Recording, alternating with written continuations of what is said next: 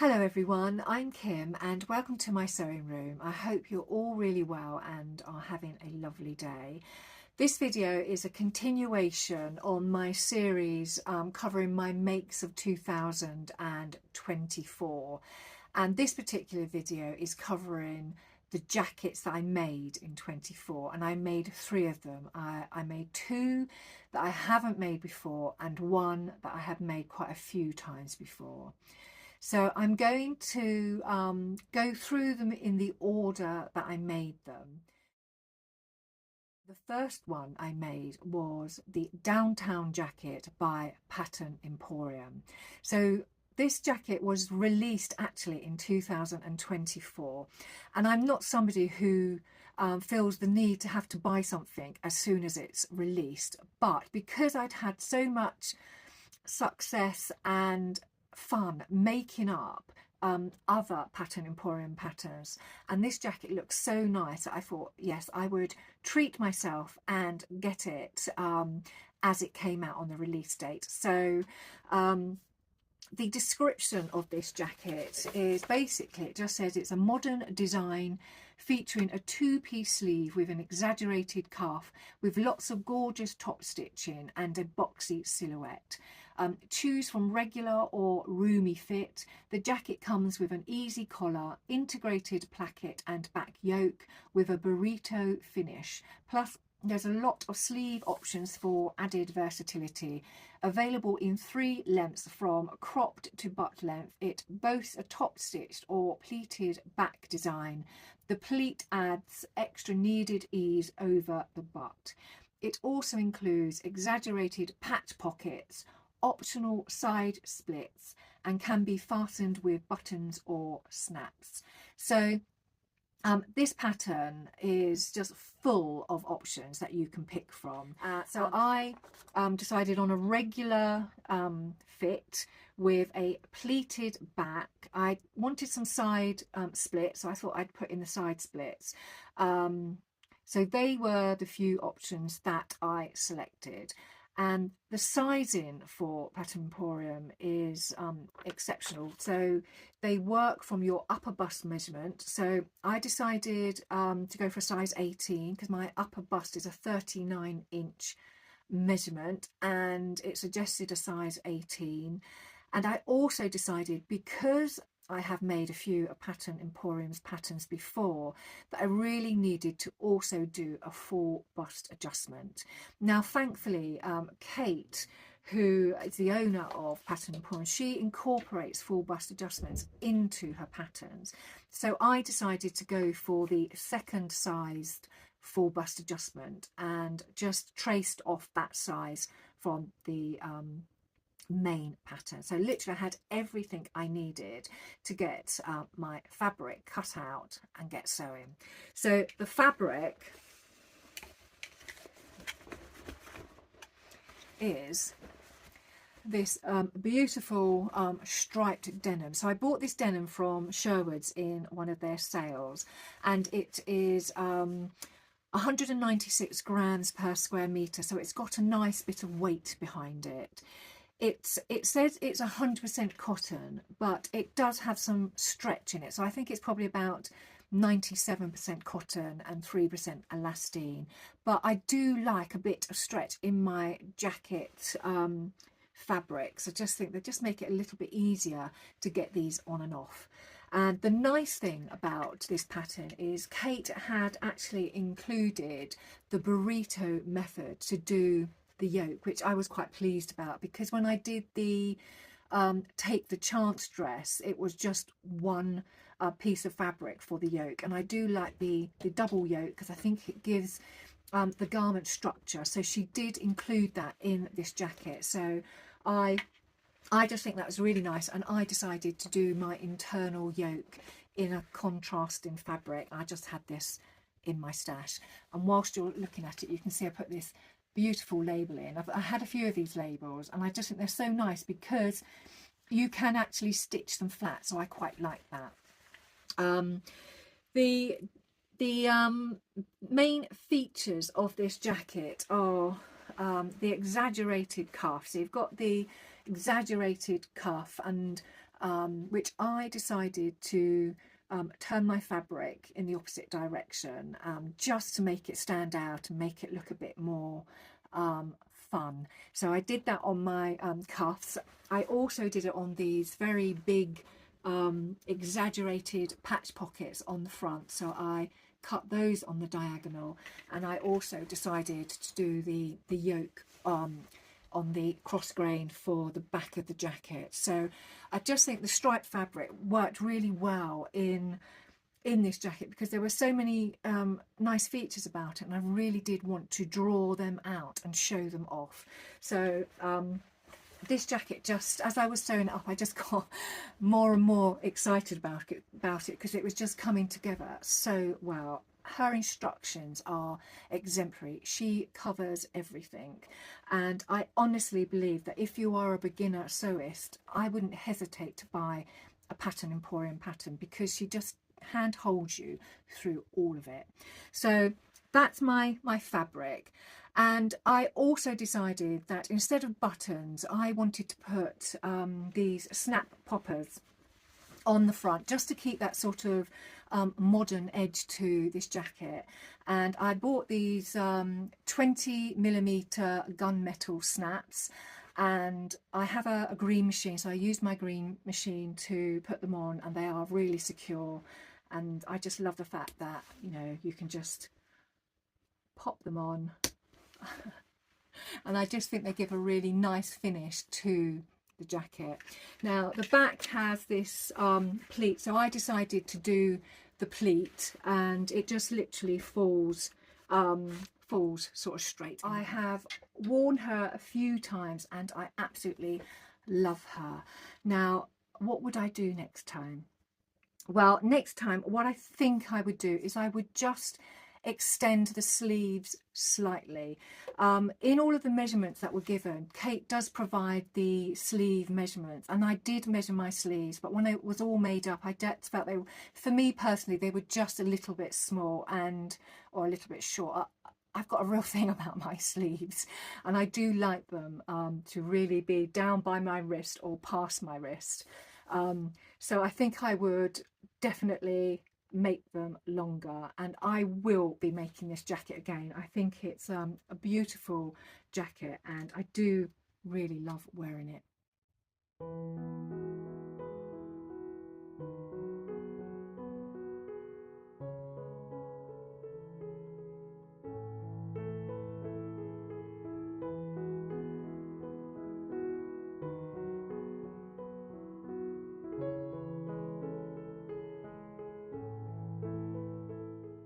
So my second jacket is the Atenas by Itch to Stitch. Now it's a jeans jacket, and everybody should have a jeans jacket in their wardrobe. And this jacket I have made a number of times, and this make is a third attempt. And my back history with this pattern is my very first jacket I made in a black denim. I made it in a size 14. I was a lot smaller then, and my bust wasn't as big as it is now, so I still wear it. It has faded over time, and it just goes great with shirts and dresses during the summer, and I just wear it as a sort of cover up, and it's still in my wardrobe and I love it. When I come to make it again, I took my sizing right up, so I went to a size 18 and decided that I would do a D cup bust. So I made the bust area a lot bigger, and I also played around with the welt pockets, because the welt pockets on the first version were a little bit tight and I struggled to get my hand in and out of the pockets. So on the green version I made the welt pockets a bit bigger, and it did turn out a lot bigger than I thought it would, but it has become a really lovely garment to wear in sort of autumn winter time, because I can wear it over jumpers and a bulkier clothes, so when I layer up it works perfectly. So when I come to make this jacket, I decided to play around with the sizing again, so I still stayed a size 18, but I took my bust down from a D to a C, which has worked really well, and I also kept my welt pockets bigger. So my welt pockets have been made quite a bit bigger from the original pattern because I've got quite big hands, so I can get my hand in and out these pockets with no dragging at all, and I don't need my other hand to sort of hold the fabric down whilst I sort of pull my hand out. So I like the size of the welt pockets now. They work really, really well. What else did I do? I also extended the sleeves by an inch. I bought the fabric before I knew what I was going to make with it, and I bought 2 meters, and the fabric in the pattern said that I needed 2¼ meters, so it wasn't enough. So what I did is when I laid out the fabric on my table, I moved my pattern pieces around so that I could get all the pattern pieces out of my 2 meters. And what I've done is on the actual pattern, I have put the numbers of where the pattern pieces should lay. So if I make this jacket again, I know that I can get it out of 2 meters as long as I follow that guideline and pattern placement. So got all of my beautiful fabric cut out and started to stitch, and I also decided that I wanted to top stitch. So all of this jean jacket has been top stitched with this cream thread, which I think complements it really well, and it has been top stitched everywhere. It does take time to top stitch because obviously you're changing your thread from your normal stitching thread to your top stitching thread, so there's lots of changes. So I finished off the jacket with some jean buttons. So these jean buttons have been actually applied using a green machine because they're a jean button stud, so they have gone on using my green machine. The only thing I struggled with, because my Benina really does not like buttonholes, I had to put my buttonholes horizontally because it just would not allow me to do them vertically because of the bulk in some of the areas of my placket. So I did that. I didn't really want to, but I mean nobody notices except for me, but worked out really well. I wasn't happy with the internal finish of the pocket. So we have the welt pocket, and it has this beautiful lining fabric in, but in the inside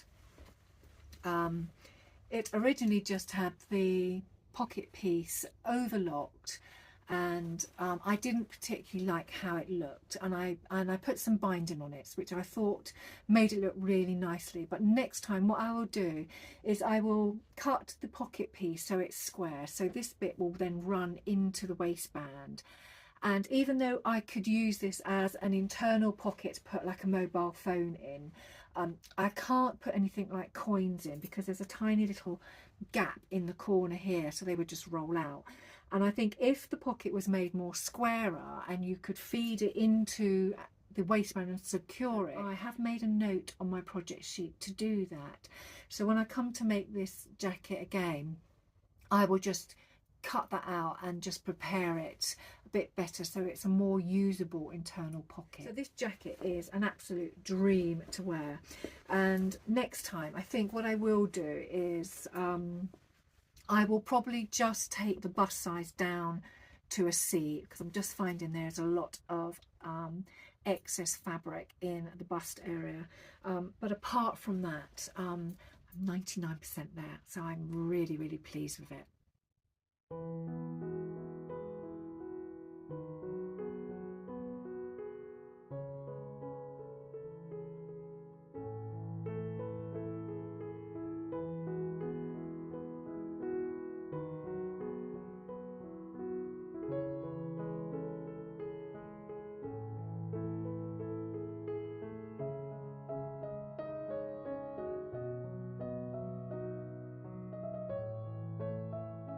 So we are now at jacket number 3. So this one for me is my favourite because I made it for my husband.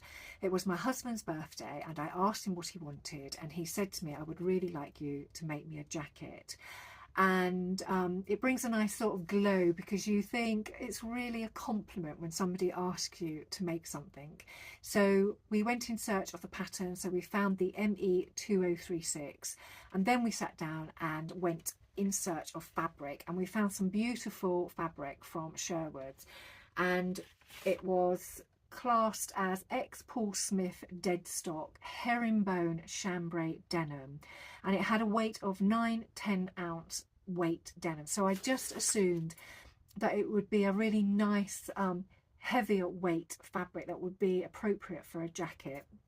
But when it came through, it wasn't as thick as I had hoped it would be. It would have probably have made a really nice summer jacket, but not an autumn jacket. So I went through the process of interlining it all. So I interlined every single piece of it just to change it from a sort of summery weight fabric to a more autumn winter weight fabric, and it worked out beautifully. So this fabric is 75% cotton and 25% linen. So it's a beautiful natural fibre fabric, and it has worked really well on this jacket. And you can see beautiful herringbone, and on the pocket I just turned it the other way just to give it a little bit more detail. And I also top stitched it with this Satsuma coloured top stitching thread, and I added a little bit of orange to the inside of the pocket. I'll try and get it open. So you get a flash of orange every time you open the pocket, so he quite liked that. The back is just a plain back, but it does have these really unusual shoulder detail, and I will come to those in a moment.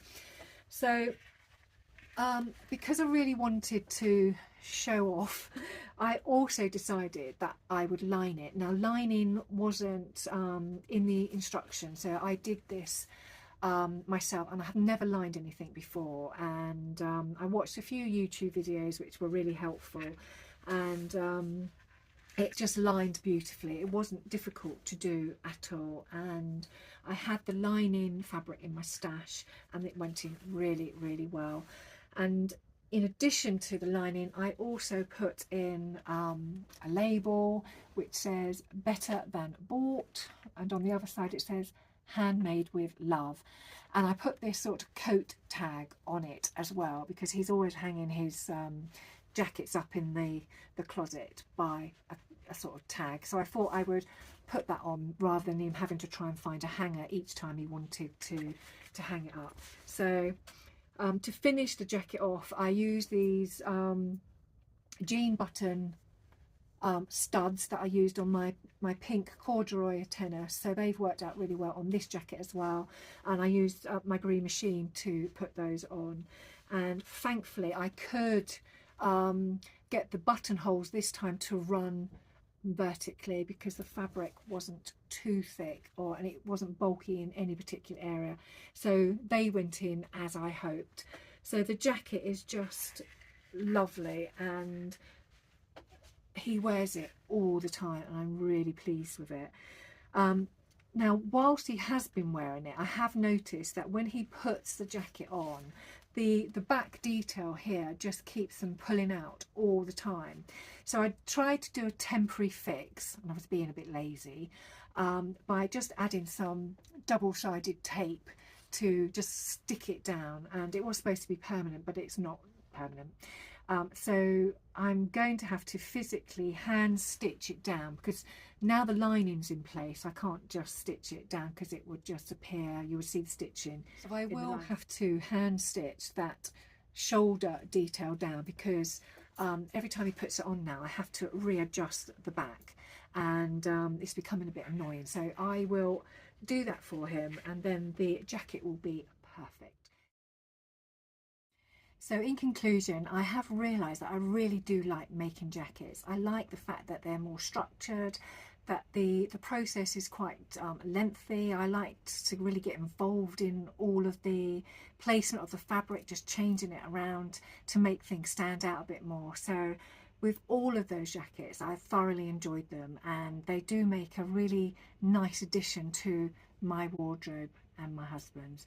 So I hope you've enjoyed the content of this video, and if you have, please give me a thumbs up, and if you haven't subscribed before, it'd be lovely if you could, and I will see you all very soon. Take care.